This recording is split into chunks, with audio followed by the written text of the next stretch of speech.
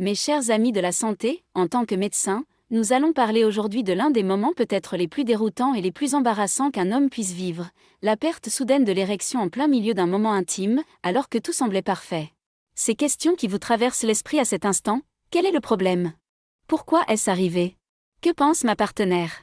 Cette situation n'est pas seulement une déception passagère, mais aussi une source d'anxiété profonde qui ébranle la confiance en soi d'un homme.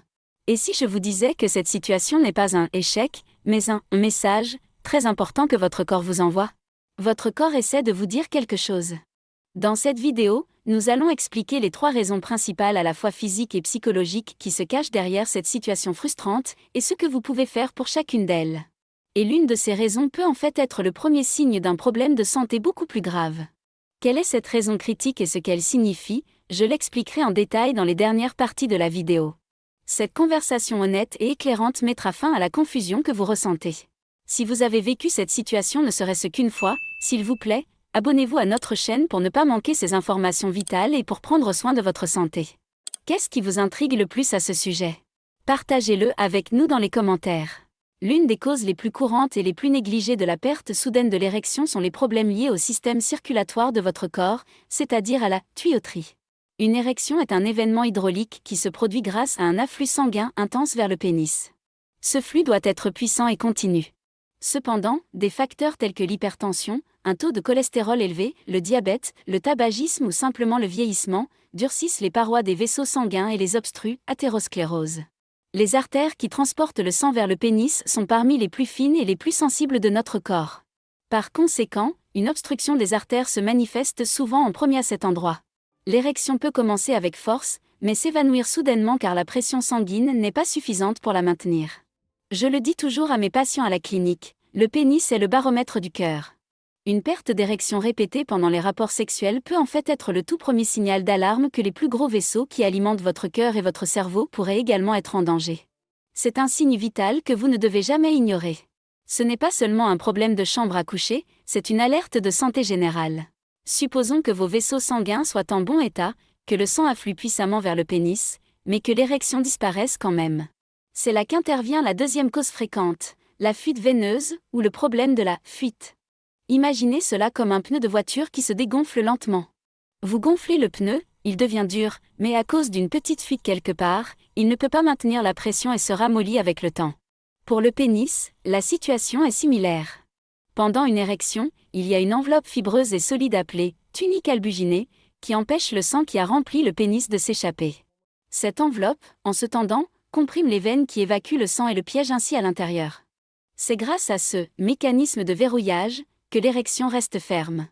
Cependant, lorsque cette enveloppe perd son élasticité et sa force, notamment à cause de maladies chroniques comme le diabète ou avec l'âge, elle ne peut plus comprimer suffisamment les veines.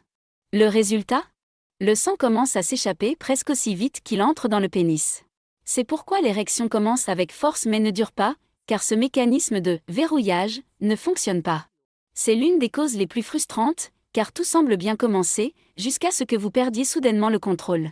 Votre tuyauterie est solide, il n'y a pas de fuite. Alors où peut se situer le problème? La réponse, dans l'organe sexuel le plus puissant de votre corps, votre cerveau. Des facteurs émotionnels comme le stress, l'anxiété et surtout la pression de la performance déclenchent la sécrétion d'une hormone, l'adrénaline, qui met votre corps en mode combat ou fuite. Bien que l'adrénaline soit vitale dans les situations dangereuses, elle est une catastrophe dans la chambre à coucher. Car l'adrénaline est un vasoconstricteur, c'est-à-dire qu'elle resserre et rétrécit les vaisseaux sanguins. C'est exactement le contraire de ce dont vous avez besoin pour un rapport sexuel. Quelle que soit l'intensité de votre excitation, même si la première érection a lieu, des pensées anxieuses dans votre cerveau comme « et si ça ne marche pas encore, vais-je satisfaire ma partenaire ?» libèrent de l'adrénaline, ce qui coupe instantanément le flux sanguin vers le pénis et entraîne la perte de l'érection. C'est particulièrement courant chez les jeunes hommes ou dans une nouvelle relation en raison de la pression d'impressionner. Votre cerveau joue un rôle central dans la fonction sexuelle. Si votre esprit est rempli d'inquiétude, vous bloquez de vos propres mains les signaux nécessaires au maintien de l'érection. Ce n'est pas un manque de désir, mais une réaction physiologique à une tension psychologique. Laquelle de ces 3 causes principales vous semble la plus familière?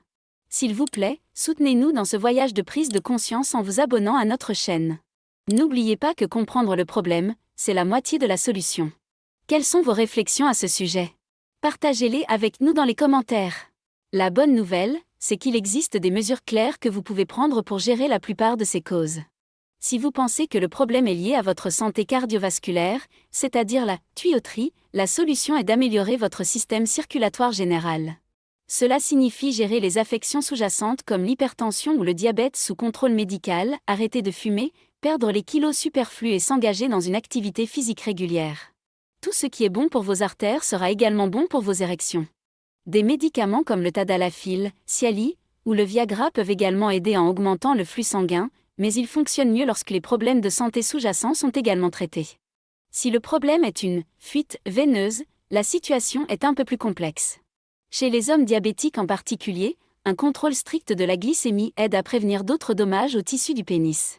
Dans les cas plus avancés, il existe des traitements médicaux comme les injections intracaverneuses ou les gels intra-urétraux qui peuvent aider à maintenir l'érection malgré la fuite veineuse. Ce sont des traitements de deuxième ligne qui doivent impérativement être discutés avec un urologue. Si la cause principale est psychologique, la solution est également mentale, et dans ce domaine, la thérapie peut être incroyablement efficace. Travailler avec un sexothérapeute ou un psychologue peut aider à réduire l'anxiété de performance et à briser le cercle vicieux des problèmes d'érection liés au stress. Parfois, le simple fait de savoir que vous n'êtes pas seul et que c'est une condition traitable fait une grande différence. Parlez ouvertement de ce sujet avec votre partenaire, apaisez ses craintes, le problème vient-il de moi, et accepter qu'il s'agit d'un enjeu d'équipe réduira considérablement la pression sur vous. Mes chers amis, subir une perte d'érection pendant un rapport sexuel peut être démoralisant, mais il est important de se rappeler que cela ne définit ni votre virilité ni votre valeur. Dans la plupart des cas, ce n'est pas un mystère, c'est un signal. Que ce soit votre cœur, vos hormones ou votre niveau de stress, votre corps essaie de communiquer avec vous. Et plus tôt vous l'écouterez, plus tôt vous pourrez reprendre le contrôle. Quelle a été votre principale prise de conscience dans cette vidéo? S'il vous plaît, partagez-la avec nous dans les commentaires. Avec ces informations, vous pouvez redevenir le capitaine de votre santé. Si vous vous sentez à l'aise, vous pouvez aussi aider les autres en partageant vos expériences. Merci d'avoir regardé et prenez soin de vous.